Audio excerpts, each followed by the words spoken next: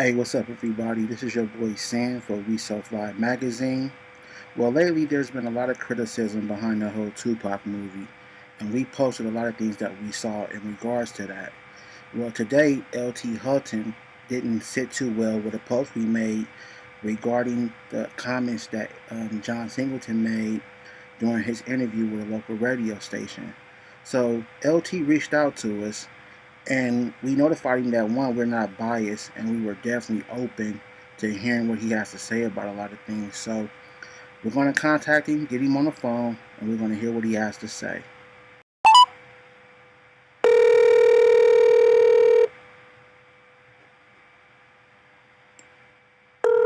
Hello?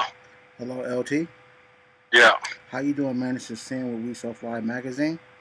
Yeah, what's going down? Man, first of all, I want to thank you, honestly, regardless of for you taking time to come out and comment and speak with us on a lot of things. I know today we posted something that didn't fit well with you, and like I informed you on Instagram, we definitely want to hear your side of things and maybe ask you a couple of questions. So once again, on behalf of my company, I want to thank you for taking time out to talk to us. Right. All right, man. Appreciate it. Man, I appreciate it too, man. First of all, I want to tell you personally, though, regardless of what we post, I like the movie. You know what I'm saying? I have nothing really bad to say about it. But again, being a magazine company and a blog, I have to report a lot of things that I see. Now, I get it. And now, and that's and the only reason I can't respond to everything, but let's just I hope you're recording this so you can get me exactly right. What I'm saying to you is everyone that watches this film with a clear heart and a clear mind understand what was done here. He never saw the movie. That's the reason why he said we made a movie about a rapper. That's not what we did here. You know what I mean? This film was done in the holy trinity of who Tupac was, who he wanted to be, and who he had to be to survive the worlds that he was in. This film is so much deeper than just a rapper. So for him to even let's just start off with the biggest sickness. For him to make this about him, instead of celebrating the fact that we got something done for the culture, made by a young black man who comes from zero, from nothing, from the worst parts of Chicago, from the slums, to be successful in the music industry and then take the film world on. He's been in the game for I don't know how long, okay? And he's never attempted to make this picture, or did he have the want to make this picture? He called me and I put him on. That was the worst thing that I ever did in my life, because it's come back to haunt me, because the white people warned me that he was going to be this type of guy. All right, okay. And I said no. So there's no way he could be like that. Why would he do that? And he's making it so self-serving that I'm spending more time defending his lies and rumors, to the point where now I'm going to put out the script that he wanted to do to show the world these are the reason we had. And I'm actually just in the process of doing highlights right now to the script so people can understand of the shit that he's making up. And it's like, it's ignorant that there's over 70 movies coming out this summer. We got one. So I got to deal with this hater and another hater, you know what I'm saying, and another hater. And it has not been any white people that have done what my own people are doing to just start nonsense. And if you go to the theater and you watch this movie, the reason why everybody's getting so upset, like, this is a great film, not just because I did it. I spent a lot of time. Mm-hmm. And to keep talking about, John Singleton signed on to the project in 2013, 2014. My deal with Mr. Shakur was done completely in 2011. Okay. He knew exactly what the ramifications and what happened were in the whole deal. So when she said, we're going to move forward, and we're not going to talk about the stuff that happened, because we both know what happened. The fact is, we made a deal, however that deal came about, and we moved forward. You know what I'm saying? So to talk about it now that you're not on the project, you didn't say anything when you got on the project, and that all of that stuff had went on in 2009 or 2008, and we came to terms in 2011. You know what I'm saying? And we just agreed to move forward. So why'd you even sign on the project? Exactly. Well, in our community, a lot of us black men and women, we hate on each other. And, this was definitely a big movie. You was blessed with the opportunity to do it. So I'm pretty sure you knew that at some point in time, you would, come across this type of criticism and people The coming out. criticism, the criticism don't bother me. I just don't like the lies. Okay. The criticism is okay because at the end of the day, this movie is not for everybody. Right. Nowhere, shape, or form did I think that I could satisfy the entire world on what this content is because 30 minutes of 2Pac's life is a movie in itself. There's Right. a lot of people that are not in it. They're going to be mad that they're not in it. There's going to be people that say, put the hospital scene in the movie after he dies. He was in a hospital unconscious. Really, you want me to go 10 minutes on him not responding and just sitting there debating whether they're gonna pull the plug? Like, come on, that's that. We couldn't use the real estate like that. People would say, well, Madonna. Okay, well, what do you want me to say about Madonna? He had sex with her and he dated her. Yeah, What is that? exactly. What does that do for the story? Like, I used the real estate in the movie. Like, I shot those scenes, but it didn't do nothing for the story. Right. You know, I had to understand that we had precious time in this film for the person who is not a Tupacologist or a person who is not uh, a Tupac evangelist, that we have to explain and get, because oftentimes we criticize us for the choices we make, but never understand what we had to choose from. So I wanted to give a full, bits of a trajectory of where Tupac came from, and we established that in this film. So when he say We we so didn't go far. deep, like, you didn't watch the movie, asshole. You know what I'm saying? And why you want to keep on making it about you? That is the reason you wasn't on the project. And like I said, the terrible things that he wanted to do in the script, that wasn't white people. That was me saying you can't do this, bro. Yeah. And he was so stubborn. And like I said, he hasn't worked for years. Right. And that's the reason, you know what I'm saying? And so for me to get mad at a young producer who's never made a record, but he got fire. For me to say his song is not going to be a hit because that was his first, like, that's idiocy. Who are you to say that nobody else can make movies except for you? Well, That's crazy. let me ask you this: for people that don't know, how hard was it for you to try to put, of course you couldn't put his whole life in the time that it was allotted in this movie, but explain how hard and how difficult that process really is. But here's the thing: we just about did it. If we don't introduce a lot of B characters and side characters that are definitely very important in Tupac's life, but not to the point of the trajectory of the story. We actually got it all in there, and that's what everybody is failing to realize that are trying to hate. If you look at the film for what it is, it's all there.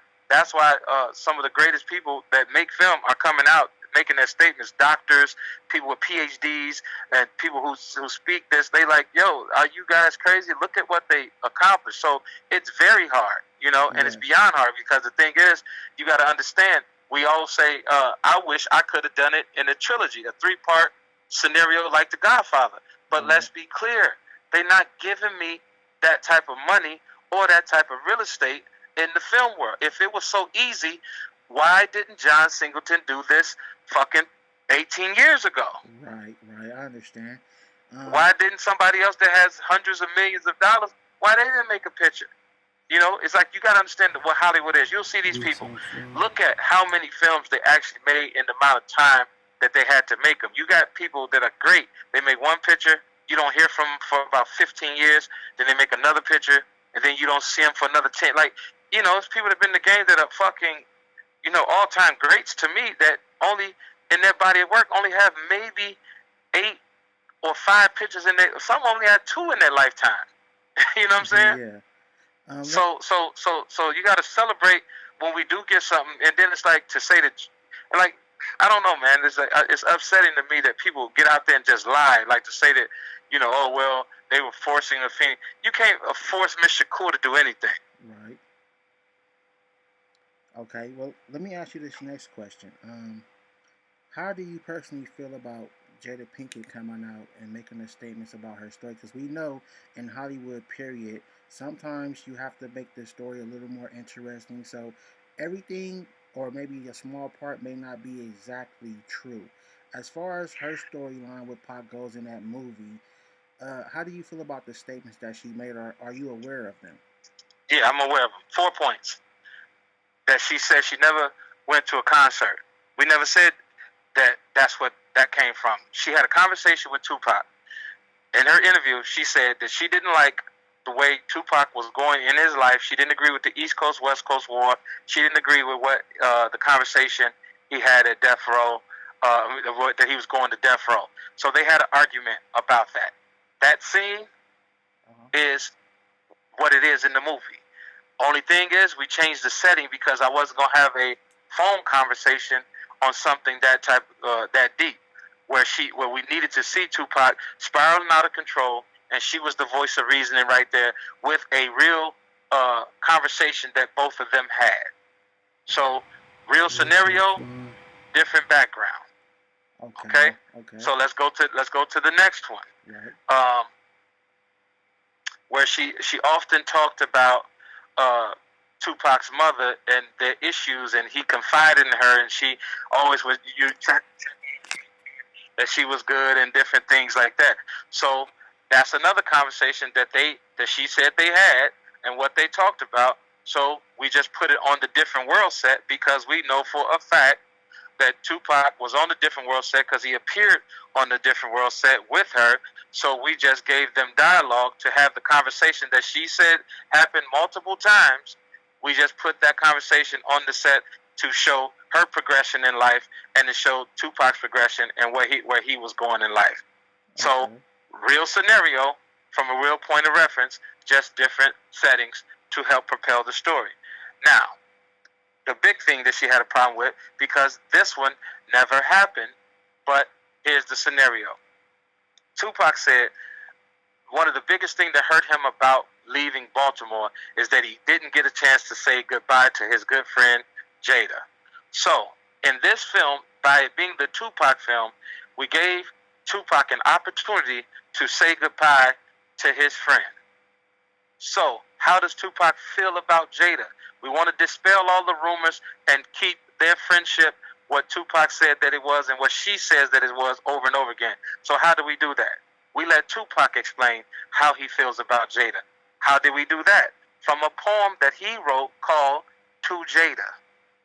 So it was a tribute and an honorarium scenario where we don't tell the world how he felt about Jada. Let's let Tupac tell the world about Jada and also accomplish showing a different side of him, a poetry side, a poet side that nobody has ever seen before.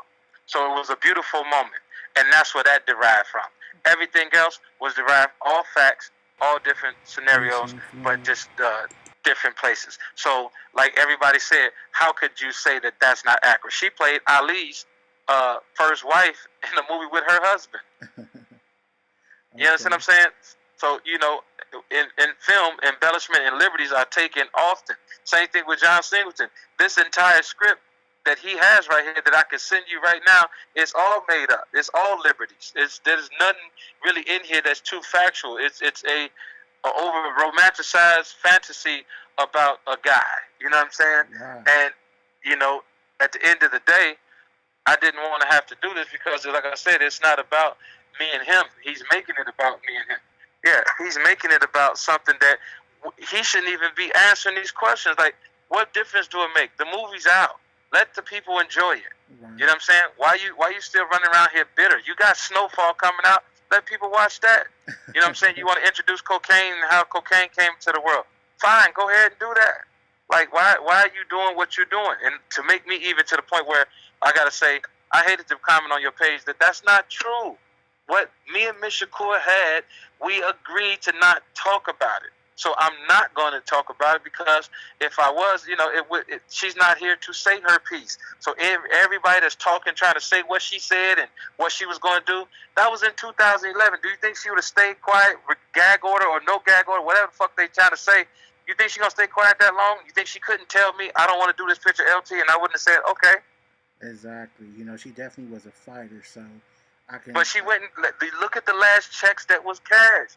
You talking about $800,000 checks, this type of check, this type of check. They went and cashed the checks. Yeah. She would have said, no, I don't want the money.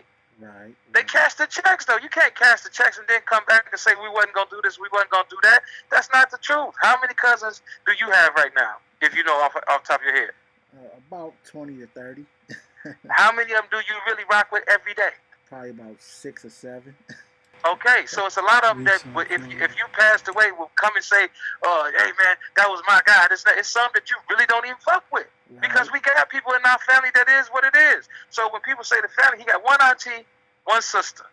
You know what I'm saying? So how do people don't even understand what the conversations could have been to say this, that, and I would never diss the man's family. I don't got nothing to do with that. Like I keep telling people, our deal was with Miss Shakur.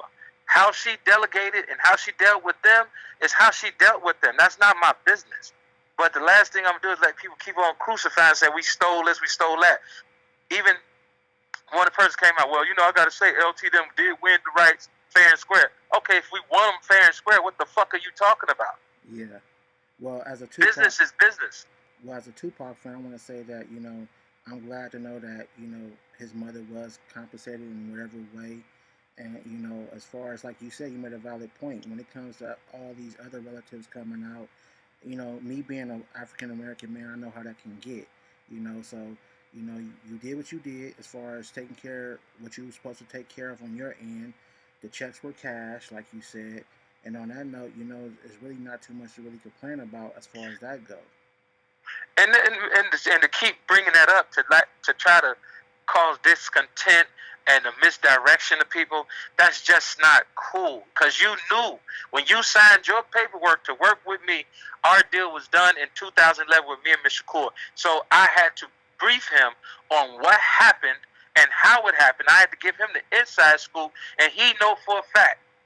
What he said was, "Oh man, fuck that. People are trying to do that all the time, and this and that. We already know what it is." Like he knows. I didn't do nothing wrong. She knows that. There was some bad people in the business that messed it up, and we agreed to move on. That's what happened. You know what I'm saying? Everything else is like, she know what happened, I know what happened, and we moved on from it. So to bring it up the week of the film being released, that's malicious. Right. You run around town talking about this. You're trying to keep the numbers down, bro, because like I said, he hasn't had an opening weekend bigger than the opening weekend we had in none of his films. Let's just be clear. So when you want to talk about that, that's a fact. He hasn't had an opening weekend bigger than the weekend. You can't count Fast 2 because that's a franchise. That's not his. Right. But go to Hustle and Flow, Baby Boy, all of them. None of them has had an opening weekend like we had. What I'm saying to you is this. To try to take me out when I'm trying to obtain power, there are no black distributors. Right. All right? There's the number of black executives in Hollywood, there's 96% white executives. 96%. So to come at me and try to take me out when I got in here and now they telling me they're going to close the door after me, where I'm giving opportunities to us as a people, you got to understand the blasphemy that causes, because he's not going to put new people into the system. He always go for stars, which he recycles the pond. He never puts fresh blood. So you go to his first movie. Lawrence Fishburne was already Lawrence Fishburne. Cuba Gooding Jr. was already on the way up. Right. Ice Cube was a superstar. Right. You know what I mean? He can't say he made none of those people. Right. He went and got Angela Bassett and all of those people, and they motherfucking carried him. Let's be clear. He didn't go just get somebody from scratch. I gave you damn near 90% all fresh new talent on there. I went and got a black director where I could have easily just went on to a white director after all of the shit that I've been through. Right. You know what I'm saying? I see where you're coming from. LT, I don't know how much time I got, but I definitely want to get through a couple of more questions, bro, because I know you're a busy man. Other celebrities, which I'm pretty sure you're aware of, like 50 Cent, for some reason, he came out and he talked about the quality of the filming and how it was low-budget cameras and etc. Like, was it because lies? What is lies? All lies. See, the thing is how you know when people make those comments, they're just trying to defame it. When they say, "Oh, it's like Aaliyah," come on, man. Aaliyah was shot on some crap. Okay, this film was done by Peter Menzies. Okay, if you look at the Academy Award nominated DP, director of photography, he shot Clash of the Titans. He shot A Time to Kill. A Time to Kill is really what I have him on this, because the way he shoots drama. You know, it was on a Lexus. You know what I'm saying? Which is the #1 cameras in America. All right, crazy cameras called the Lexus, and it's shot in anamorphic. We don't even get pictures like this to be shot in anamorphic. You know what I mean? It's such a high quality, and that's why and I hate to say it like this, when the white people, they ignore stupid stuff like that. It's just some of our people that are not educated on cameras and different scenarios. This is not no Reds and all the stuff that some people can get. Reds is a great camera too, but it's not like this is the highest quality of film production out there, and they know this. You know what I'm saying? My music guy, Craig Mann, Academy Award winning sound mixer. Joe Cox, Academy Award winning editor. These guys have won the statue. So there was nothing cheap. Like, it's not no get rich or die trying, scenario. Like, come on, man. Like, I don't even know why he would say that. And I'm not even going to give him any breath. I'm only addressing John because he's steady going with this nonsense. People understand what the other guy, he does that to everybody. He made a career off of hate. Okay, I appreciate that, man. You got straight to the point. Now, this is a question I want to ask you personally as a 2Pac fan, and I just have to ask it. Like I said, I'm a big 2Pac fan, and when the movie was coming out, you seen the phone flex and you seen the Wack 100, not only disrespecting 2Pac, but disrespected his mama. And me personally, I was upset to see that Wack 100 had got an invitation to a private screening. So my question, he never got an invitation. So he just appeared? He just popped up? He came with game. Oh, okay. So he was never invited directly. He just was a tag along basis. But people keep saying that that he was tag along. I'm not calling the man a tag along. I'm just saying I wasn't aware that he was coming that day. You know what I'm saying? And everybody knows this. Me and him talked about it. It's just the truth. And I don't do the internet back and forth. And me and him had a conversation. And I told him exactly how I felt. I addressed it. I didn't address it on social media. I addressed it with me and him, man to man. You know what I'm saying? And he got it. You know what I'm saying? That's why he made a post about it. You know what I'm saying? And then he went off on something else. And it's like, even with the other guy, that was talking crazy. People are going to talk crazy. And like I said, I ride for Pop all day, every day. And I put out the truest version. Like when Too Short said, man, this film is so honest. Do you think Tretch is going to say the film is phenomenal if it wasn't? Well, to be honest with you, I really don't want to respond on Tretch because Tretch did something that I wasn't too fond of recently regarding Wack 100. But I definitely understand and get what you're saying as far as but see, y'all don't understand that either. This internet thing can get you locked away. So a lot of times it's best to act like it's cool on the internet so you could do what you need to do. You follow what I'm saying? Yeah, I totally understand that. So you got to understand the tactics. So if people thought it was something else, it's really just you don't want to leave a trail, man. Like I said, the last thing I wanted was this film to cause controversy amongst other young black people, to have us at each other's throat like this and somebody get their head knocked off. Because at the end of the day, we're all trying to progress as young executives and men that come from places that we know what it can turn into. Right. And to keep poking the bull, and especially with me, that's why I say, oh, LT this and that, but you keep playing with me. You know what I'm saying? Like, I'm not cut like that, man. I'm a man of my word, and I don't lie on nobody. And at the end of the day, like I said, these cats has been in the game for I don't know how long. And now that I'm doing what I'm doing, now everybody got something to say because I'm moving pieces on the chessboard and giving more opportunity. I'm giving hope to that kid in Chicago who feels like he don't have hope. I'm giving hope to that kid in Georgia, in Carolina. I get calls from all over the place that people say, okay, man, if you did it, I can't, because Hollywood has casted this net where they freeze you out and they run around like they just the end all, say all, be all, and don't even have no goddamn power with them goddamn selves. That is a shame. You know what I'm saying? And then now you want to come against me because I'm doing something and opening doors for people? That's not cool. That's the only reason I'm on this phone talking. And I definitely understand that. I mean, I definitely appreciate that, that's your goal, which is to help bring more up, you know what I'm saying, instead of recycling the actors like you said and doing what you were doing. And I definitely appreciate you, using these Academy Award winning people to help explain the 2Pac movie. Now, I have one more question I want to ask you before I let you go, LT. Do you feel like no matter what you did, critics will always have a negative response about it? You said a negative response? Yeah. Like I said, we had an overwhelmingly positive response, but the negativity just always beats out the positive sometimes. Right. And like I said, when you look at Cinema Score, you cannot play games with Cinema Score. Where Wonder Woman scored a C-, okay, but still making all of this crazy money because Negroes line up and they just go see that without any question or who Wonder Woman got the rights from and who sued who to get the comic book. You know, they don't care. They just go see it. They line up. With this movie, all of this bullshit, we can't even just go enjoy the movie. People want to say this, people want to say that. So it's like we got an A in Cinema Score, which tells me what the general audience, what the people that just go watch the movie feels it's a great movie. But all of the bullshit, they trying to cloud it and throw you off because they don't want people like me in Hollywood to have the power that I've obtained. And I'm going to keep on making movies. They can't stop me. It's just sad that it's going to turn into what it's going to turn into with whoever's trying to stop me, because it's not going to happen. You know, I'm here to stay. Exactly. You know what I'm saying?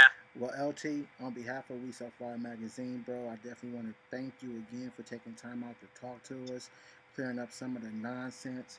I hope the people that's listening to this understand your side of things and understand your side of things.